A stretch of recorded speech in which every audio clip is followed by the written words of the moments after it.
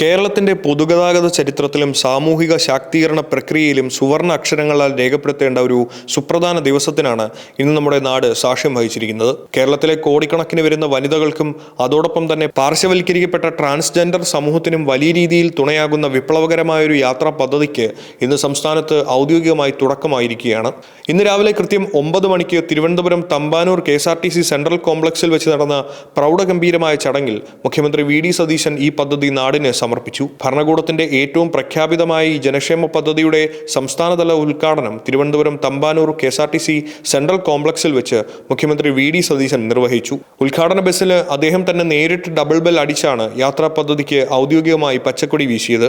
ഈ പദ്ധതി സ്ത്രീകൾക്ക് നൽകുന്ന ഔദാര്യമല്ലെന്നും മറിച്ച് അവരുടെ സഞ്ചാര സ്വാതന്ത്ര്യം ഉറപ്പാക്കുന്ന അവകാശമാണെന്നും മുഖ്യമന്ത്രി തന്റെ പ്രസംഗത്തിൽ അടിവരയിട്ട് വ്യക്തമാക്കി. പദ്ധതിയുടെ ആദ്യ ഔദ്യോഗിക സർവീസിനായി വിപുലമായ ക്രമീകരണങ്ങളാണ് KSRTC ഒരുക്കിയിരുന്നത്.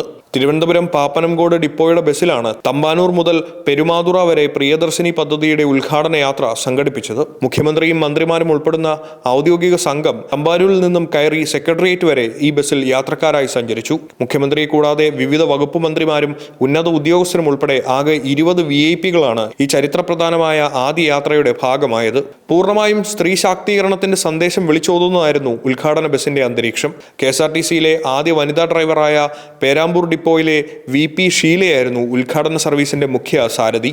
ഷീല ഡ്രൈവിംഗ് സീറ്റ് നിയന്ത്രിച്ചപ്പോൾ ബസ്സിലെ കണ്ടക്ടർ പദവി അലങ്കരിച്ചതും ഒരു വനിതയായിരുന്നു. ഇത് ഈ പദ്ധതിയുടെ ലക്ഷ്യത്തെ ഊട്ടിയുറപ്പിക്കുന്നതാണ്.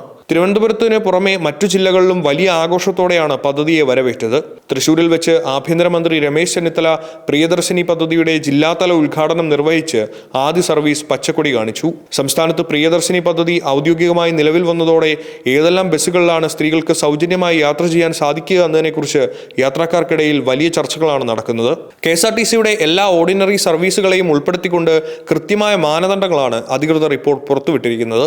സംസ്ഥാനത്താകെ വിപുലമായ രീതിയിലാണ് ഈ പദ്ധതി നടപ്പിലാക്കുന്നത്. കേരളത്തിലുടനീളമുള്ള വിവിധ ഡിപ്പോകളിൽ നിന്നായി 3125 KSRTC ബസ്സുകളിലാണ് സ്ത്രീകൾക്ക് സൗജന്യ യാത്രാ സൗകര്യം ലഭ്യമാവുക. നിത്യേന യാത്ര ചെയ്യുന്ന ലക്ഷക്കണക്കിന് സ്ത്രീകൾക്ക് വലിയൊരു സാമ്പത്തിക ആശ്വാസം നൽകാൻ ഈ വലിയ നിര ബസ്സുകൾ സാധിക്കുമെന്നാണ് സർക്കാർ വിലയിരുത്തുന്നത്. യാത്രക്കാരുടെ പ്രായമോ മറ്റ് മാനദണ്ഡങ്ങളോ ഈ പദ്ധതിക്ക് തടസ്സമാകുന്നില്ല എന്ന പ്രത്യേകതയുമുണ്ട്. വരുമാന പരിധിയോ മറ്റ് നിബന്ധനകളോ ഇല്ലാതെ എല്ലാ പ്രായത്തിലുള്ള സ്ത്രീകൾക്കും അതോടൊപ്പം തന്നെ ട്രാൻസ്ജെൻഡേഴ്സിനുമായിരിക്കും ഈ പദ്ധതിയുടെ പൂർണ്ണമായ ഗുണഭോക്താക്കൾ. യാത്രക്കാർക്ക് ബസ്സിനുള്ളിൽ യാതൊരുവിധ ബുദ്ധിമുട്ടുമില്ലാതെ കണ്ടക്ടർമാരിൽ നിന്നും 0 ടിക്കറ്റുകൾ വാങ്ങി യാത്ര ചെയ്യാവുന്നതാണ്.